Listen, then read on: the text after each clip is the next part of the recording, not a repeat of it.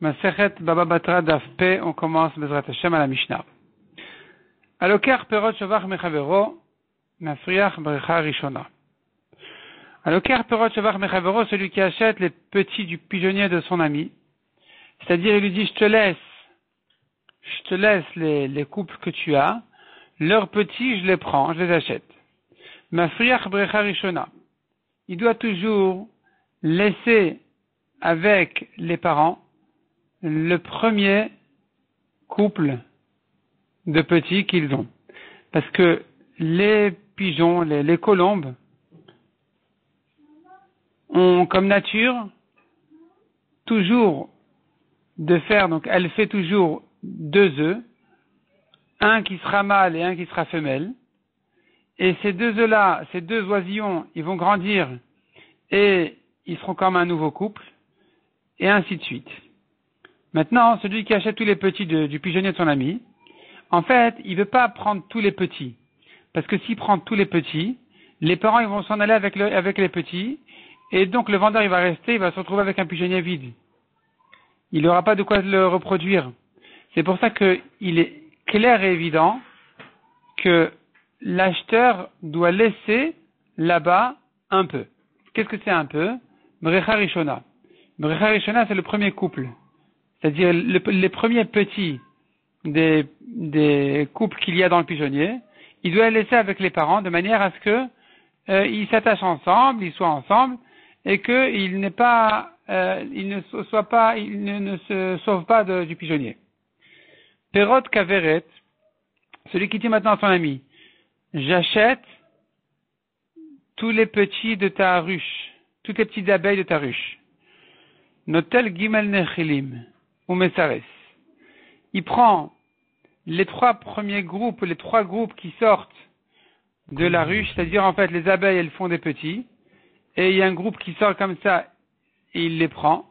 Il prend 3 fois les 3 premiers groupes d'abeilles qui sortent, ou pas forcément les premiers, on verra dans la Gemara, ou Mesares, c'est-à-dire ensuite, le vendeur il dit à son acheteur, écoute, ça y est, tu as pris suffisamment, laisse-moi maintenant mes abeilles tranquilles, et il aura le droit, le vendeur,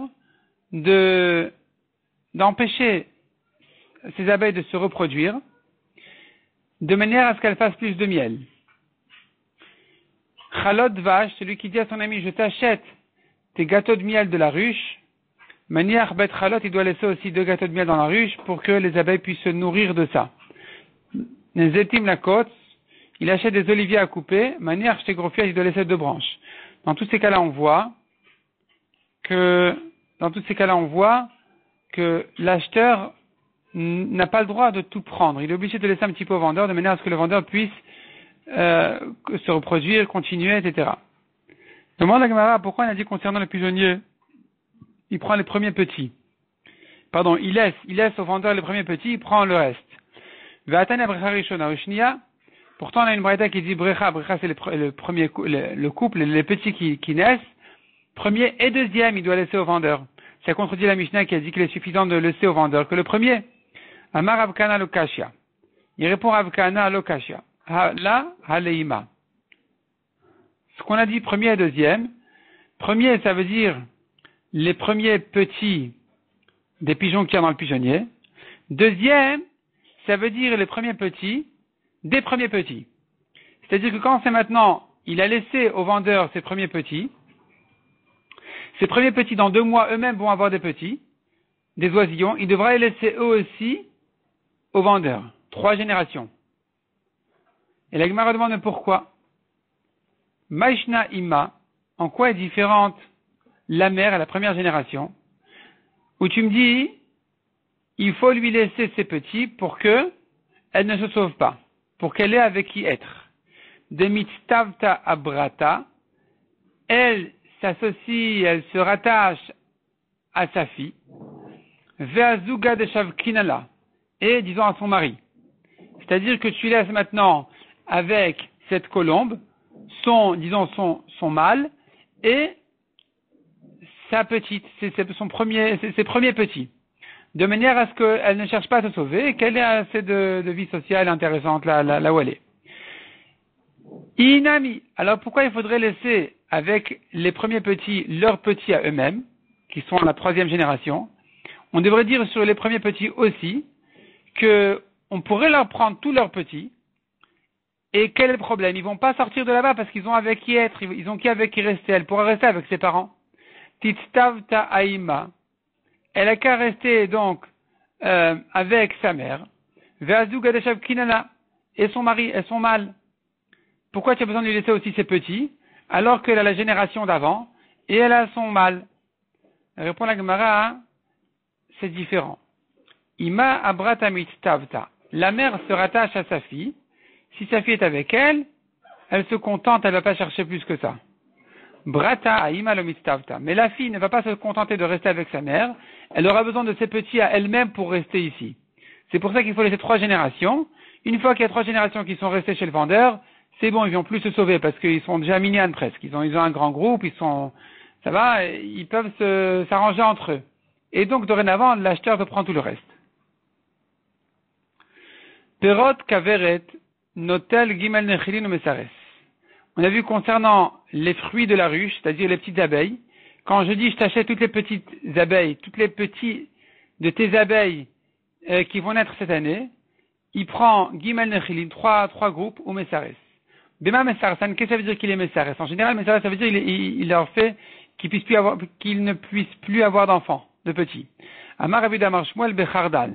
Il va leur donner à manger de la moutarde, et avec ça, elles ne pourront plus faire d'abeilles.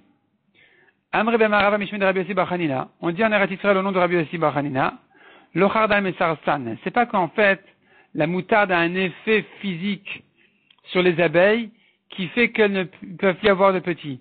Elle a mis tort chez Pien Chad, mais puisque la moutarde c'est piquant, alors Chosrot Vochlat et Douv Shanan, il se trouve que les abeilles vont remanger leur miel pour faire passer la moutarde, le piquant de la moutarde, et quand elles mangent leur miel, elles ne cherchent plus à s'accoupler, elles ne cherchent plus à avoir de petits, et donc ce qui fait qu'en fait naturellement, sans les abîmer, sans les toucher, elles ne vont pas faire d'abeilles.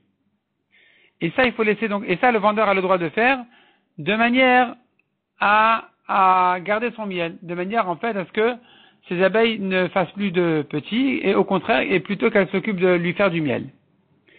Rabbi Yochanan explique autrement le mot mesares.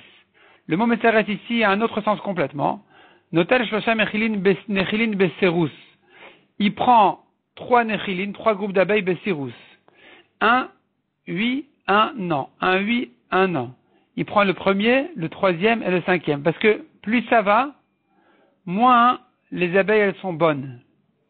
C'est-à-dire, l'essaim premier, il est plus fort que le 2e, plus fort que le 3e, plus fort, et ainsi de suite.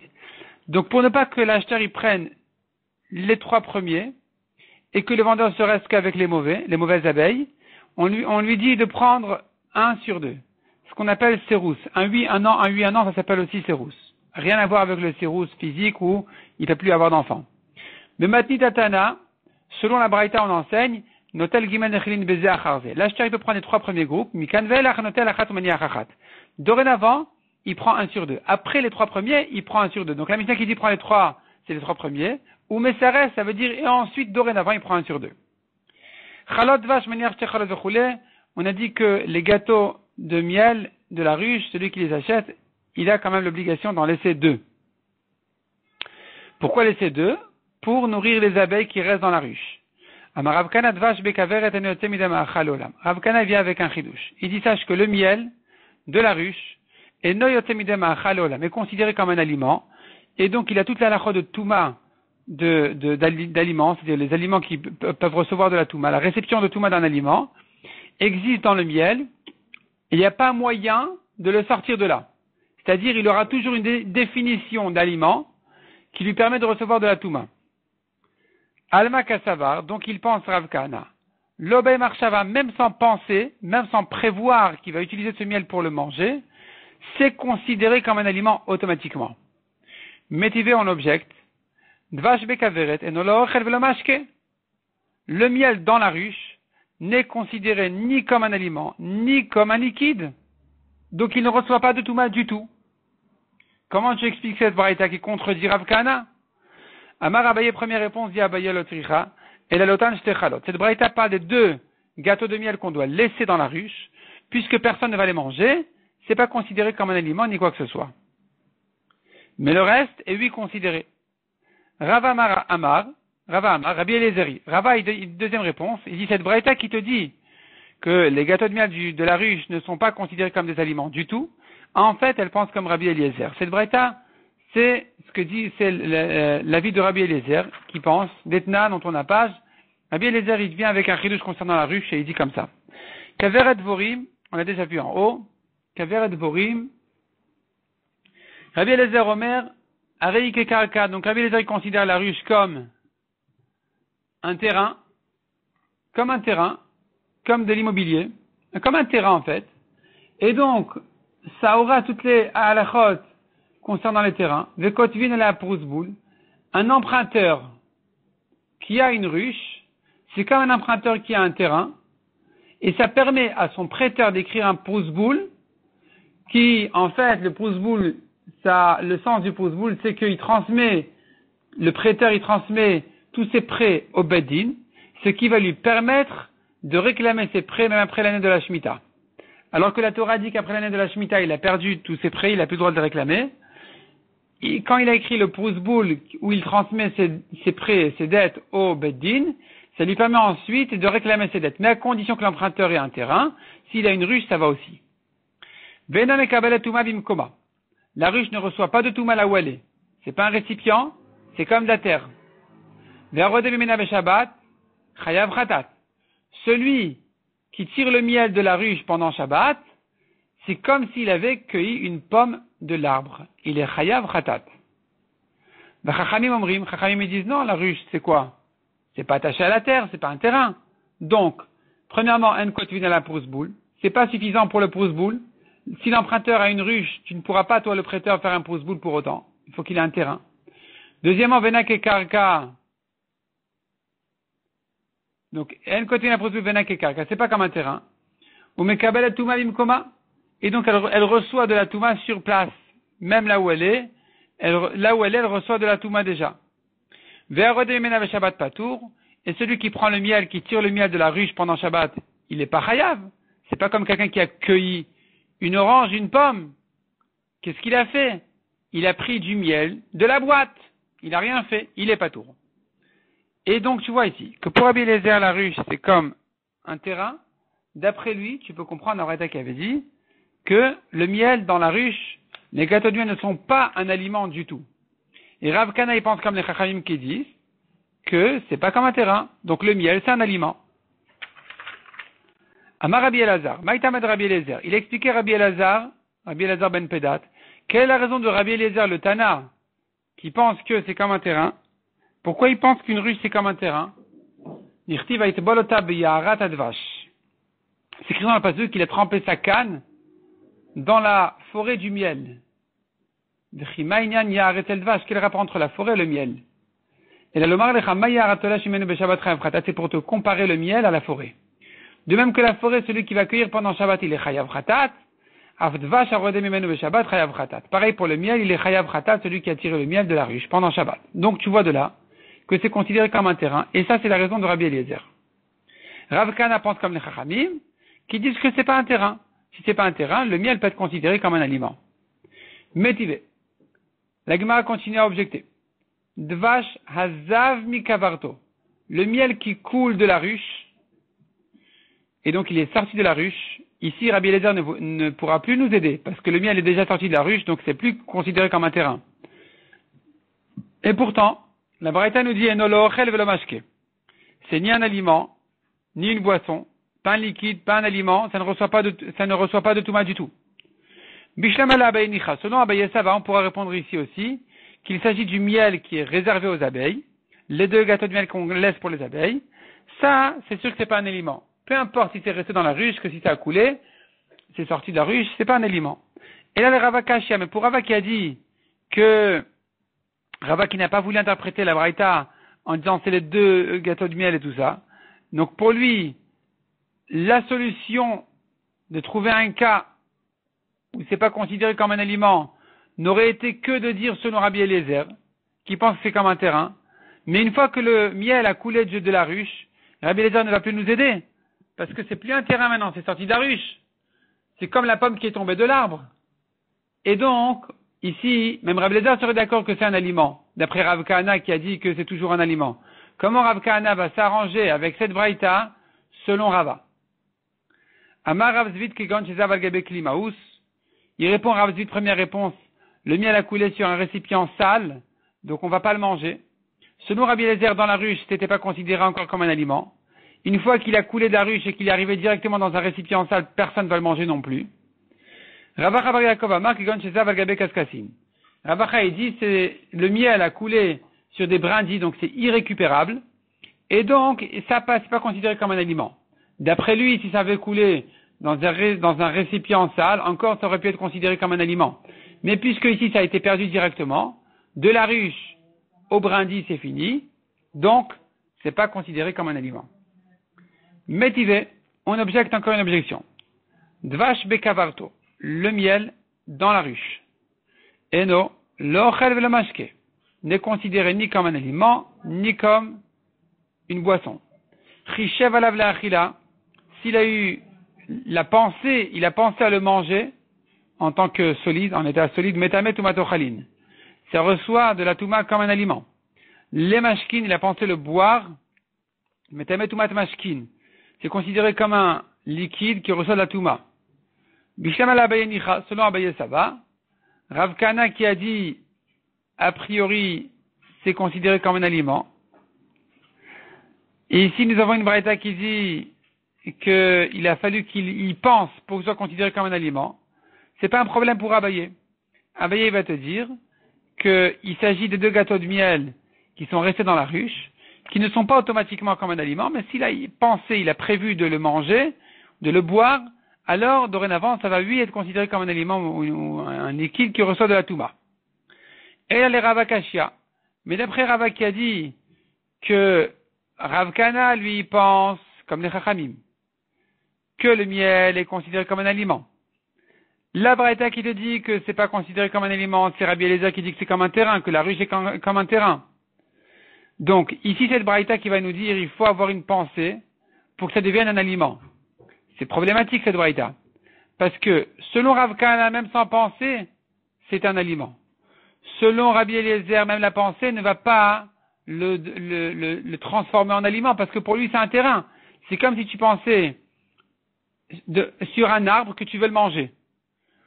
Ou, disons, même sur une pomme qui est attachée à l'arbre, tu as l'intention de la manger, c'est pas suffisant pour qu'elle puisse recevoir de la touma. Il faut qu'elle soit détachée de l'arbre. Donc ici, le miel qui est dans la ruche, il est encore attaché à la forêt. Et ça servira à rien de prévoir de le manger, selon Rabbi Eliezer.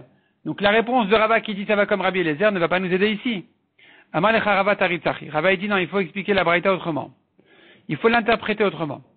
Rishev alav le'achila, eno metamet ou matochalin. La braïta va te dire le contraire. Même s'il a pensé de manger le miel, ça ne le transforme pas en aliment pour recevoir de la touma. Les mashkin, eno metamet ou matmashkin. Il a pensé le boire, ça ne le transforme pas en boisson. Donc ça ne reçoit pas toujours de la touma. Pourquoi? Selon Rabbi Eliezer qui a dit que puisque c'est comme un terrain, la ruche c'est comme une forêt, ça sert à rien de penser. Tant que ça ne s'est pas détaché de la terre, de la forêt, de la ruche, tu ne peux pas le transformer en aliment. Ça ne recevra pas de touma. Tanya Kevate de Rav Kahana, une braïta comme Rav Kahana, Dvash bekavarto metamet ou matochalin shelo b'marshava. Le miel dans la ruche reçoit de la touma comme un aliment, même sans prévoir, même sans penser le manger. Zetim Lakutz, l'acheteur qui a prévu avec son vendeur de couper ses oliviers, de couper les branches en fait de ses oliviers, manière chez Grofiot, il doit laisser 2 branches sur l'olivier de manière à ce que l'olivier puisse se reproduire. Tanou Rabanan. Alokar Hilal Mechavero Lakutz, celui qui achète un arbre de son ami. Il lui dit, écoute, je veux couper cet arbre-là. Maintenant, il faut que l'acheteur, il laisse quelque chose au vendeur.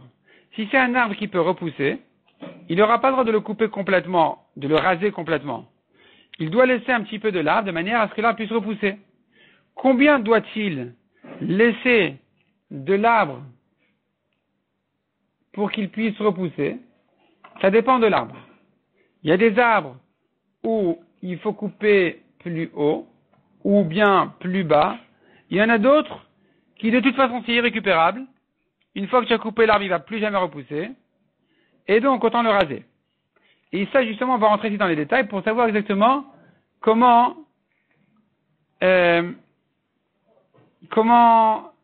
couper l'arbre. Donc, la Braïta nous dit comme ça. Le karilan mechavero lakut. Magbia menakar katefar vekotetz. Il coupe à un tefar du sol. Pour que ça puisse repousser. Betulat ashikma gimel tfachim. Sadana shikma bet tfachim. Shikma, c'est un arbre, c'est le nom d'un arbre. Et c'est un arbre qui commence à pousser et on coupe son tronc. Il repousse bien. La première fois qu'on le coupe, on l'appelle encore betulat ashikma. Il n'a jamais encore été coupé. Cette fois-ci, on le coupe à 3 tfachim. Sadana shikma, s'il a déjà été coupé une fois, bet tfachim. Il faudra monter 2 tfachim pour le couper. Pas 3 tfachim.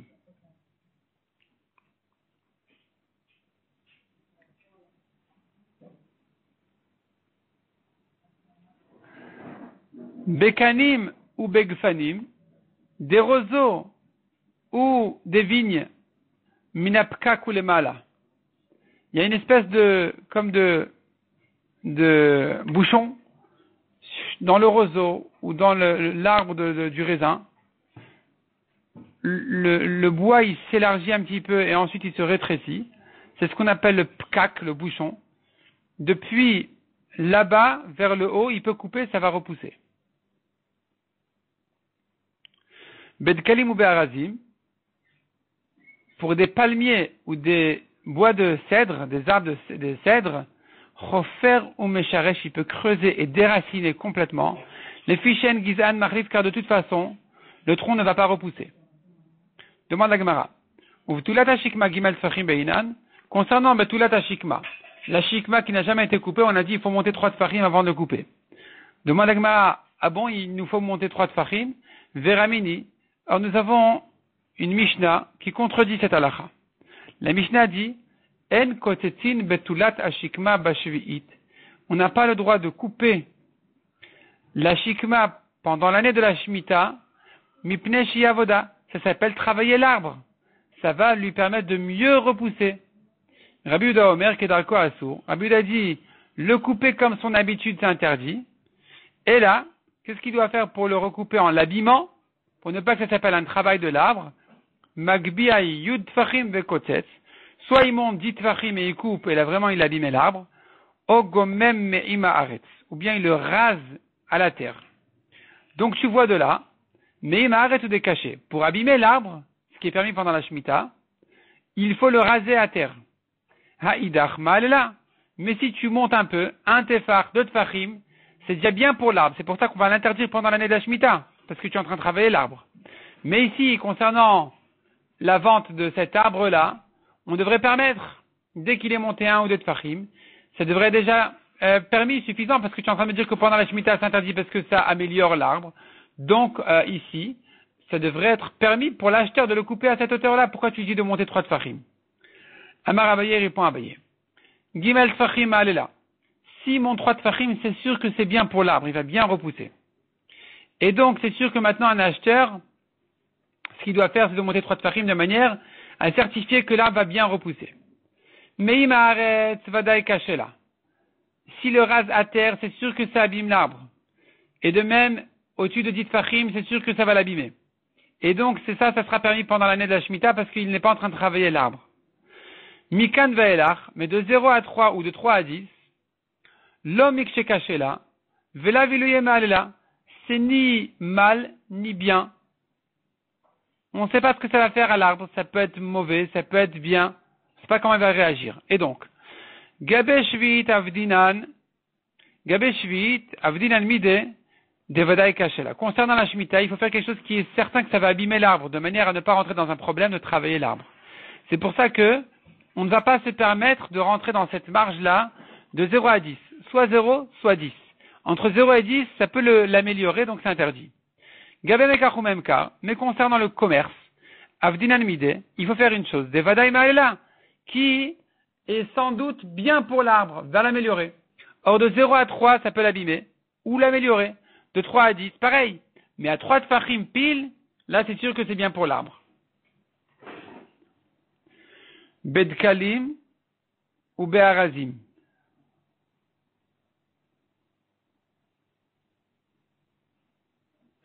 Bedkalim ou Be'arazim, on a vu concernant les palmiers et les cèdres, Chofer ou Mesharesh, il creuse des racines, le Fishen Gizan Machlif, car il ne va pas repousser de toute façon.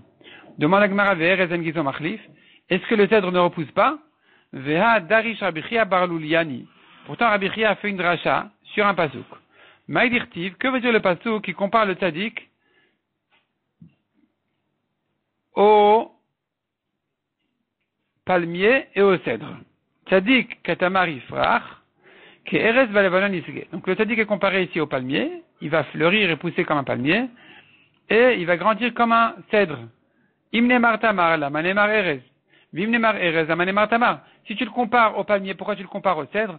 Et au cèdre, pourquoi au palmier? Ils sont différents, ils ont des caractères différents. Et répond la Gemara. Ilu nemar erez vela nemar tamar. Si on avait dit que le cèdre n'est pas le palmier, Haïti Omer, j'aurais dit, ma erez en oseperot. Aftadik en oseperot.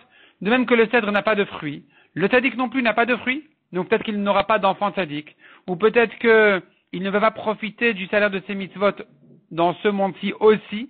Il y a certaines mitzvot qui permettent au tzaddik d'en profiter, même ici sur terre. Et peut-être que donc si tu ne le comparais qu'au cèdre, j'aurais dit il n'a pas de fruits. C'est pour ça qu'on l'a comparé aussi au palmier, il a des bonnes dates. Donc, il peut avoir un enfant tzaddik, il aura des fruits, il pourra profiter de ses mitzvot, même au olam hazé. Ve'im ne'mar tamar velo ne'mar erez. Si c'est écrit que tamar, il est comparé au palmier et pas au cèdre, Haïti Omer, j'aurais dit. Matamar en gizo machlif. Le palmier, si tu le coupes, il repousse pas. Av tzaddik en gizo machlif. Le tzaddik aussi, s'il est tombé, il remonte pas. Lechach ne'mar erez. C'est pour ça qu'on a comparé au cèdre. Tu le coupes, ça repousse. Et donc tu vois que le cèdre il repousse. Donc pourquoi on a dit qu'on a autant le déraciné complètement? Et là, Rabbemayaskinan répond la Gemara de quoi il s'agit ici. Bishar mina arazim. Il y a plusieurs espèces de cèdres. Il s'agit ici d'autres espèces de cèdres.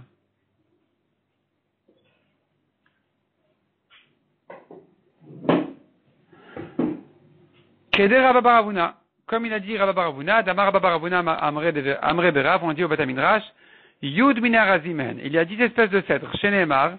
Et Ten Bamidbar, le pasuk dit, annonce que à la fin des temps, je vais mettre même dans le désert ces arbres-là importants qui sont Erez, Shita, Ve'adas, Ve'et Shemen, Asim, Ve'gomer.